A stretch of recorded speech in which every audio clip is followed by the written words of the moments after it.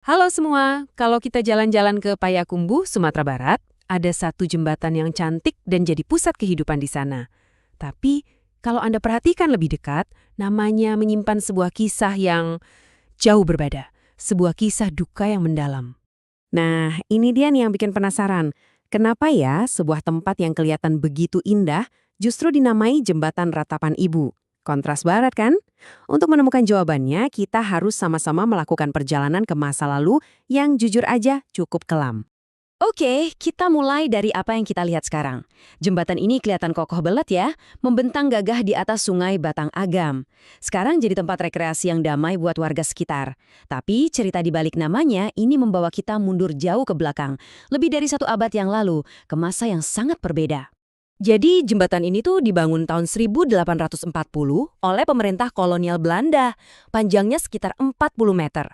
Dan yang unik, jembatan ini seluruhnya terbuat dari batu merah yang direkatkan, sama sekali nggak pakai tulangan besi. Hebatnya, sampai sekarang jembatan ini masih berdiri kokoh.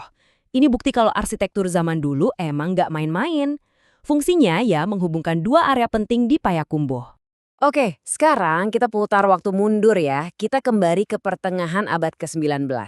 Nah, di era inilah semangat perlawanan terhadap penjajah mulai menyala di seluruh Nusantara. Dan tentu saja, tanah Minangkabau bukanlah pengecualian.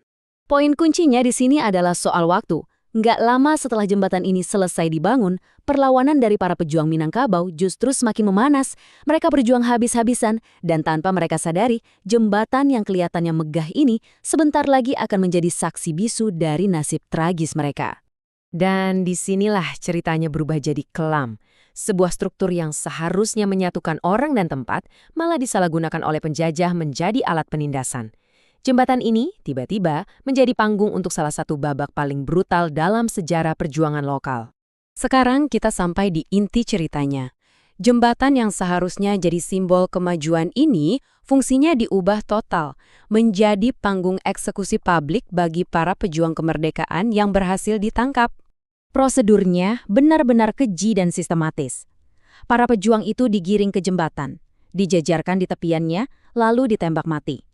Tanpa upacara, tanpa pemakaman yang layak, jasad mereka langsung jatuh begitu saja, ditelan oleh arus deras sungai Batang Agam. Ini jelas sebuah taktik yang dirancang untuk menebar teror dan mematahkan semangat perlawanan. Nah, dari kengerian inilah nama jembatan itu akan lahir. Fokus kita sekarang bergeser. Bukan cuma ke para pejuang yang gugur, tapi ke orang-orang yang mereka tinggalkan, yang dipaksa menjadi saksi bisu dari kekejaman ini. Coba deh bayangkan pemandangan yang luar biasa menyakitkan ini. Di tepi sungai, para perempuan, ibu, istri, saudara perempuan, mereka semua berkumpul. Mereka nggak bisa berbuat apa-apa selain menyaksikan orang-orang yang mereka cintai dieksekusi dengan kejam di depan mata mereka sendiri. Suara tangisan mereka itu bukan sekedar tangisan biasa. Itu menjadi sebuah jeritan kesedihan kolektif yang memenuhi udara, menggema di sepanjang lembah sungai. Ini bukan tangisan satu orang, melainkan ratapan bersama dari para wanita yang kehilangan segalanya pada hari itu. Dan inilah jawabannya. Dari suara ratapan pilu para ibu itulah, nama Jembatan Ratapan Ibu akhirnya terukir dalam sejarah.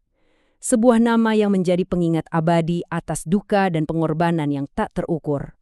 Oke, sekarang kita lompat lagi ke masa kini dan melihat bagaimana tempat ini telah bertransformasi. Bagaimana sebuah komunitas mengambil sebuah lokasi yang penuh kenangan pahit dan memberinya makna baru tanpa sedikit pun melupakan sejarahnya. Transformasinya itu benar-benar luar biasa kan?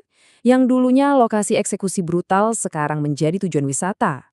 Simbol penindasan kolonial telah berevolusi menjadi simbol kenangan akan perjuangan. Dan panggung duka itu kini telah menjadi ruang rekreasi yang ramai dikunjungi. Dan supaya sejarahnya nggak hilang di telan waktu, di ujung jembatan didirikan sebuah patung. Sosok seorang wanita parubaya dalam pakaian adat Minangkabau, yang dengan tenang seolah selamanya menatap ke arah jembatan. Ini adalah penghormatan abadi bagi para ibu yang ratapannya memberi nama pada jembatan ini.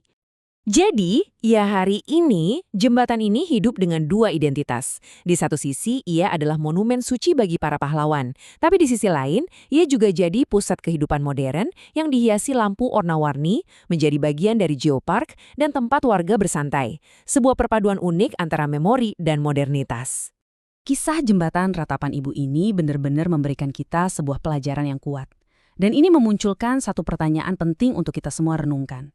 Bagaimana sebuah masyarakat dapat terus maju dan membangun masa depan yang cerah sambil tetap membawa dan menghormati bekas luka dari masa lalunya.